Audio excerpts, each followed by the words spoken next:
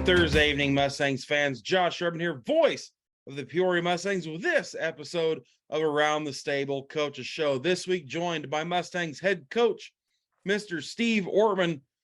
Or kind of a rough weekend last weekend. Granite City in town, top team in the West, back-to-back weekends with top-tier teams doing battle at the Owens Center.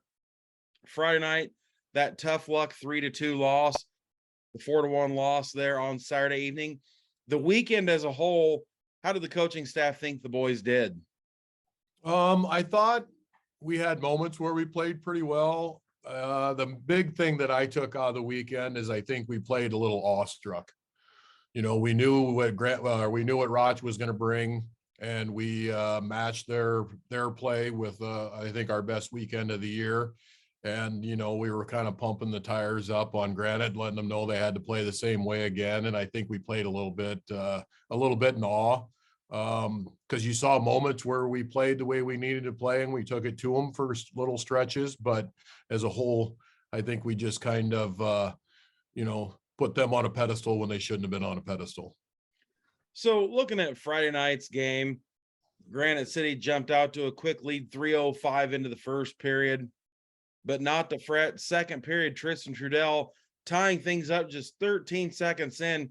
That kind of, to me, from the broadcast booth, put a bit of a charge in the guys. Is that what you guys saw on the bench as well? Just that goal tying things up, kind of a breath of fresh air type moment? Yeah, I think it was for sure. They, as soon as that one went in the net, you could see there was a little more energy, like, okay, we're all right. We can play with these guys. And they started battling from there. And then second period, no other scoring in that second period. Third period, about 6 minutes in, Robin Kusick, first career NA3 goal, kind of shed a new light on the game, taking that 2-1 lead. A little bit of electricity in the building, a little bit more tempo after that goal. And then unfortunately, 10:33, Granite City tying the game up. And then a very untimely penalty. How did you guys as a coaching staff feel about that penalty there with 2 minutes left in regulation in a 2-2 hockey game?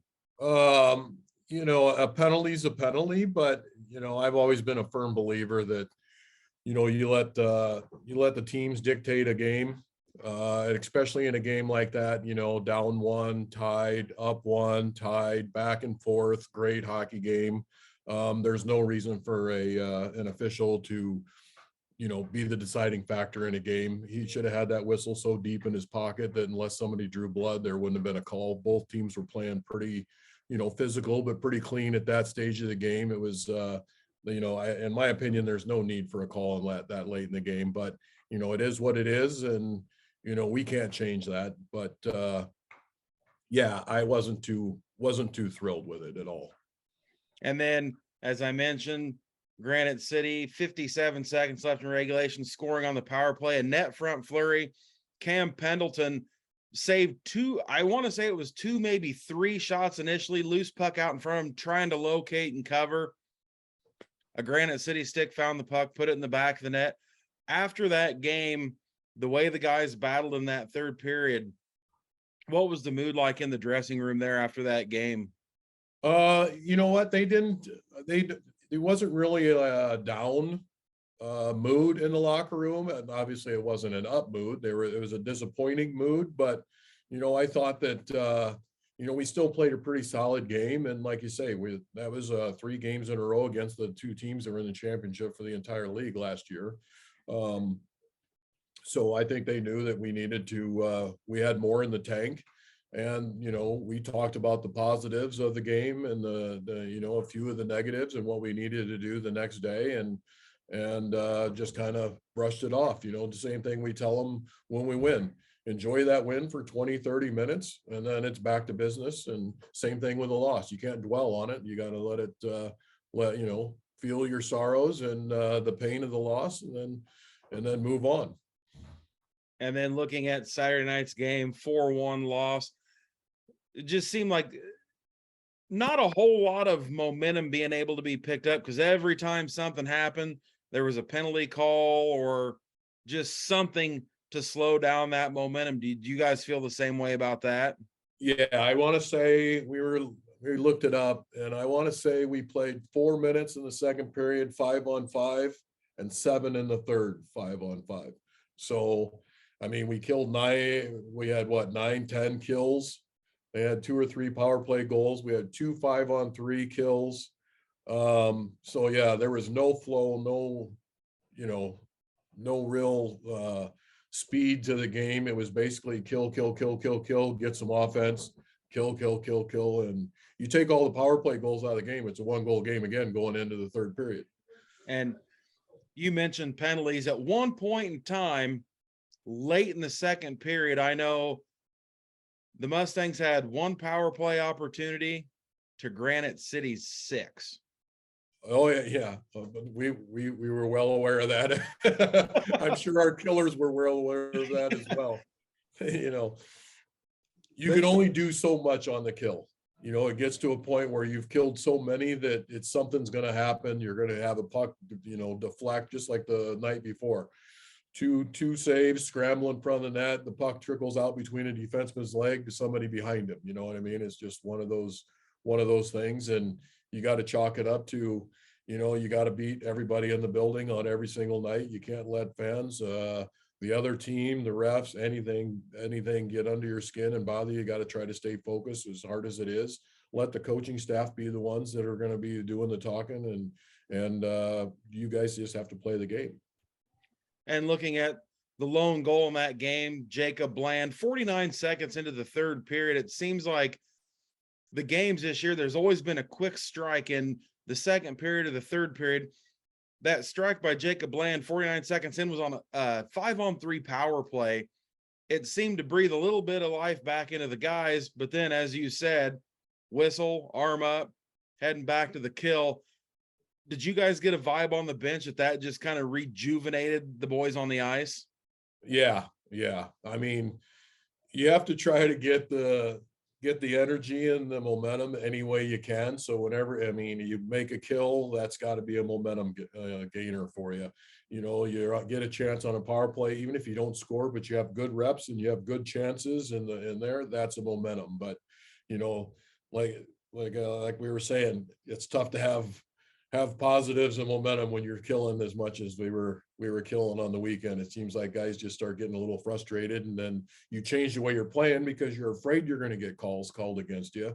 So then you change what you're trying, you know, they change what they're doing, and they don't finish hits, and they don't, you know, do some of the things that they're supposed to be doing because you don't know. And that's, you know, that's just makes it a very difficult, kind of a frustrating day.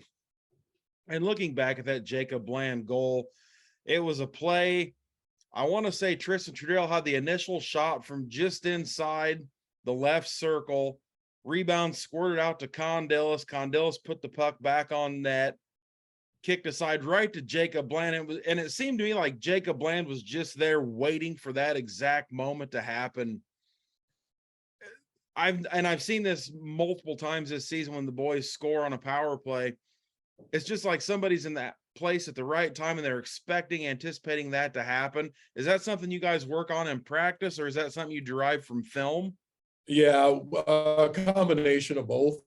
You know, the big thing is they had, you know, when you're playing, our division is a pretty hard division, and it seems like there's a lot of good goaltending in our division. So we think in front of that, if there is traffic, having a guy slide back door, just so, you know, some different things like that to, you know, be able to track down those loose pucks when there is a scramble. And, you know, and it paid off a couple times over the weekend. So, you know, we just keep working at it. And speaking of goaltending, Cam Pendleton, second straight weekend, back-to-back games.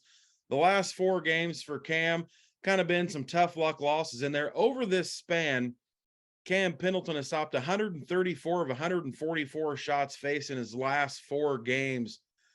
Blake and I talked about it last week with the way Cam played. How did you feel about Cam's performances this past weekend, going back-to-back again? Oh, you know what? He's been playing unbelievable, and not to take anything away from any of our other goalies or anything like that. They've all been playing pretty well. but level, and it seems like the better the team we play, the calmer he stays, and he seems to track pucks well, and he's showing leadership in the net, and that's why we brought him in. And looking ahead this weekend, an off weekend, a scheduled off weekend from the NA3HL. As a team, is that something that's a breath of fresh air? And a coaching staff, is it a breath of fresh air? Is it kind of like breaking up the monotony of day in, day out things? Or is it something you're like, man, I just wish we could get back on the horse and get the ship in the winning lane again? No, I think, I did since training camp early and everybody reported, we've been pushing them pretty hard. A lot of these guys have probably skated more to this point than they do with their, U18s or U16s, wherever they came from through Christmas. So we doubled down this week, went to 2 workouts today off ice and 1 on ice, knowing that they were going to have a 3-day little cushion to let the bodies heal a little bit, and then start for Oregon and going from there. So we kind of took advantage of it, but I think it'll be good for them, to get the mind and the body healed up a little bit. Upcoming, kind of a tough schedule upcoming. Only 4 home games left in the 2022 calendar year. St. Louis Junior Blues being all 4 of those games. A lot of road games. How hard is it preparing the guys for stuff like that, especially guys? I mean, a chunk of this team's only been on 1 road trip thus far and played a lot of games at home. Is it harder to prepare them guys for what's coming with all the road games in front of us?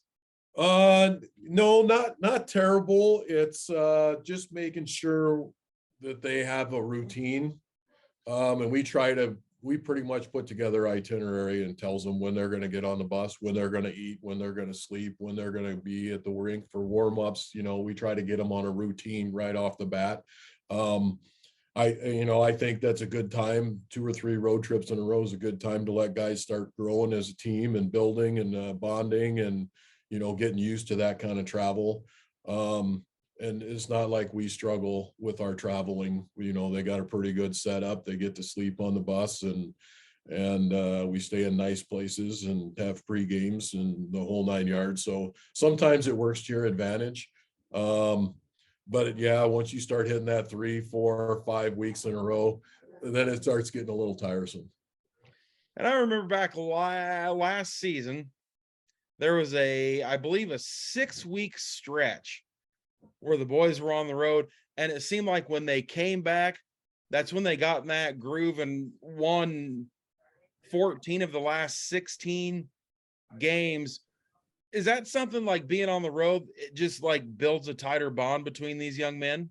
Yeah, I think they build a tighter bond, and the other thing about being on the road for a long time like that is you have less distractions. You don't have the girlfriends and the little guys, which is awesome at home. We like that. But, there's so much going on in our own building. When you're at home, sometimes you get a little more distracted, where when we're on the road, it's, a team atmosphere and a team walk and a team breakfast and a team this and a team that. And I think that helps to kind of get guys tight and get them in a rhythm of knowing how to prepare for everything. And you don't have to deal with the stuff around you. And then looking at going up to Oregon, a team we've seen twice this year, getting prepared for that, especially with this off weekend. Is it hard as a coaching staff to kind of keep guys' minds where they need to be, even though you have an off weekend? Yeah, you hope that they stay focused and they, the hockey's in the back of their mind and they're still thinking about things that we work on and what they can do as individual players and to improve and Oregon's a tough building to play in. And they're a solid team and they're going to be a physical team. So, next week is going to be a key.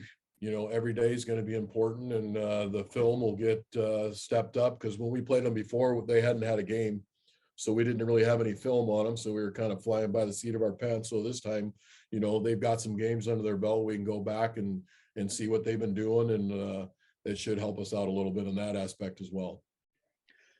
All right, Ort, thank you for your time. I greatly appreciate taking a little bit of time out of your day here to sit and chat with us on this edition of Around the Stable Coaches Show. Mustang fans, Mustangs off this weekend. They return to action the 21st and 22nd as they hit the road and travel up to Oregon, Wisconsin for a pair of games at the Oregon Ice Arena against the Oregon Tradesmen. They will return home the 28th and 29th of October, rounding out this Halloween month as the St. Louis Junior Blues are in town. If you're not following us on social media, I highly encourage you to do so. Keeps you up to date on things going on and everything else. Until the next time, Ort, thank you for your time. Thank you, buddy. Appreciate it. Love being on here. This is Around the Stable Coach's Show.